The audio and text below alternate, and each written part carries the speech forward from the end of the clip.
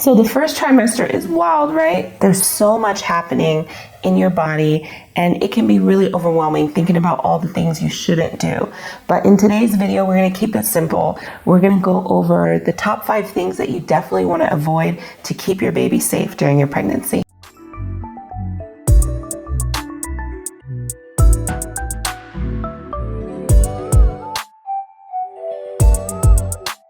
Welcome back, everybody. I'm Steven and this is JK. We are medical practitioners practicing family medicine for over 25 years. We're excited that you are back for another video in our first trimester series.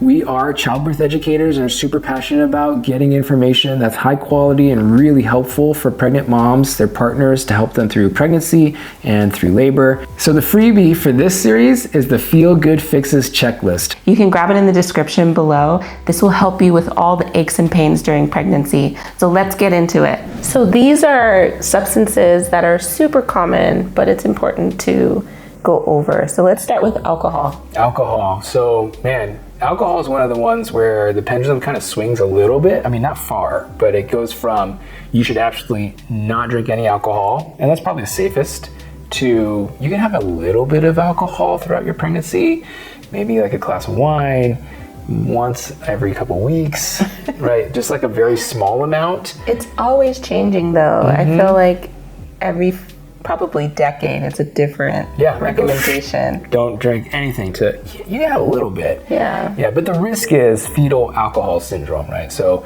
that is where in utero, if there's a lot of exposure to alcohol, we know that there's damage that happens to the fetus, and it causes long-lasting, lifetime, irreparable damage to the baby. Right. So unfortunately, baby's not going to think well. It's going to might have some developmental issues with their bodies and their brains, and that's lifelong. It never gets better. Right. Yeah. There is no cure for that. Yeah. And I think too, the thing that a lot of people forget is when you do have alcohol in your system, most of the time you are going to use so much energy to be able to process that alcohol. So you think about a growing fetus, it's not getting the nutrients required because you're now using all of your organs to process this poison that's in your body. Yeah.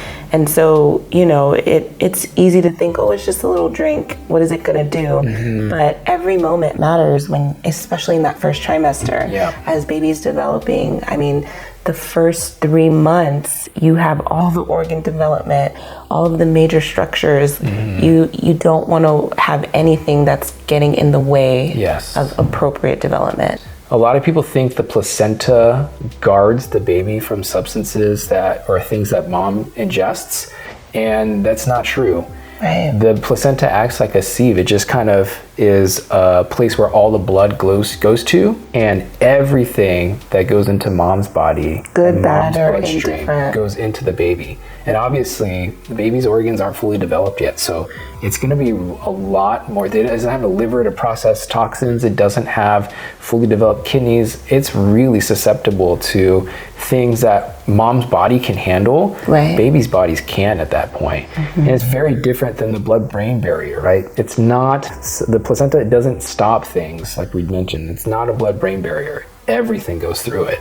And that's actually a myth. So a lot of people were told in the past that the placenta was a barrier and that it would protect baby. Yeah. But now we know that that's not true. Yeah, and that's why it's super important to be cautious about even herbal supplements that you're taking, exposures in the environment to chemicals, paint, other things like that, household cleaners, stuff like that. Even those things we got to be mindful about.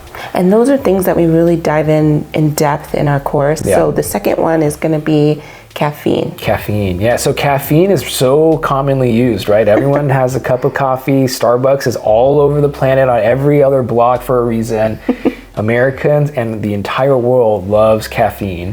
And for good reason. I mean, it's really good for you, but it is a risk factor. It's kind of good for you. Like for me, it makes my heart feel like it's going to explode. Right. There are certain people who are sensitive to caffeine. But I would say the majority of the population, if you're having, because honestly, it's 200 milligrams. That is where the studies show it starts to cause issues in pregnancy. Yeah, so caffeine use above 200 milligrams can definitely lead to miscarriage.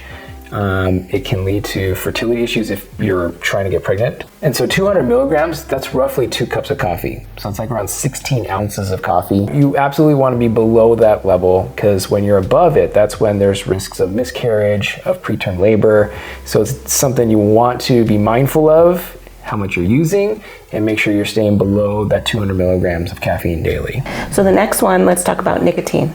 Nicotine, oh man. So, smoking rates with cigarettes have gone down, but vaping has become a lot more prevalent. Yeah, that's the new thing. That's the new thing. Everyone's got their vape. It's odorless. Like, people can just do it anywhere, and not really like, a little puff of smoke pops up, but otherwise you can't really tell.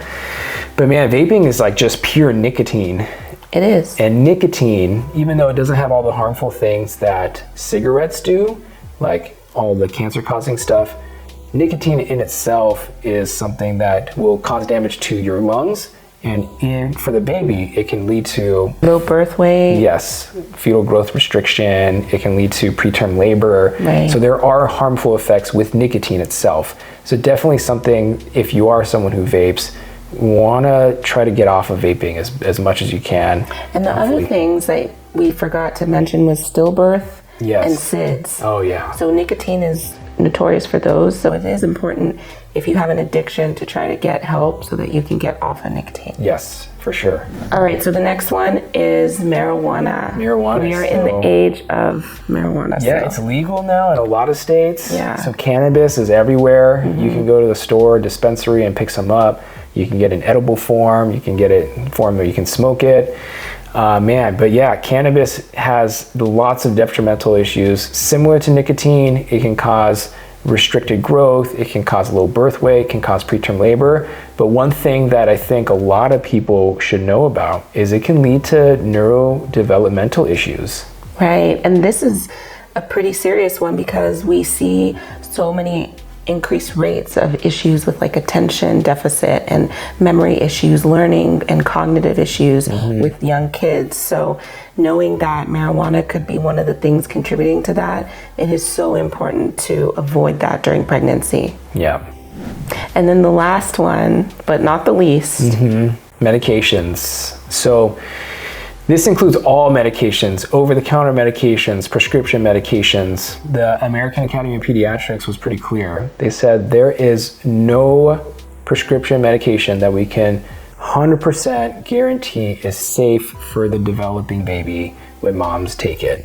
And that is true. There are things that we know are safer, but we can't guarantee that they're absolutely safe. Oh, of course. And one reason why is because when we do our studies on these medications, it is not ethical to do that on a woman that's pregnant. No, for sure. So we're using animal studies. And of course you can get correlations that are very close to human studies, but it is not the same, obviously. So we're going with the animal studies to give those ratings of this medication is safe in pregnancy. Totally, yeah. And one thing that's important to note is something that we think is safe, we can find out later on that it really wasn't safe at all. Right. And that's something that's happened repeatedly throughout, unfortunately, the U.S.'s healthcare system and the way that they've taken care of pregnant women.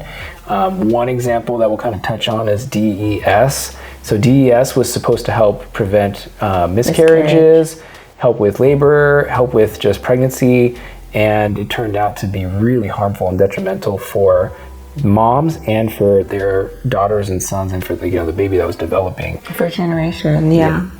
And this was a medication that was given in the 1930s, late 1930s to 1970s. And it really was given heavily because we thought that it was going to be a medication that would help prevent miscarriage.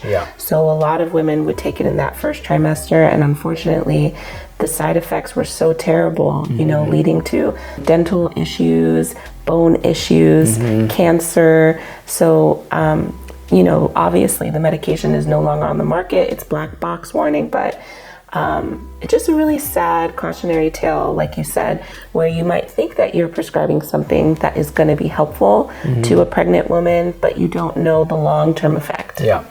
And so the way that we approach it is it's absolutely best to stay away from medications over the counter, prescribed as much as you possibly can. Right. And if you have to take something, really be mindful about whether or not the benefits that you're getting from the medicine far outweigh any potential risk. Right. Right. So it's really important to be mindful of that and to know there isn't anything that we can guarantee is 100% safe for pregnant women to take that won't negatively impact the fetus. We hope this video has been really helpful for you guys.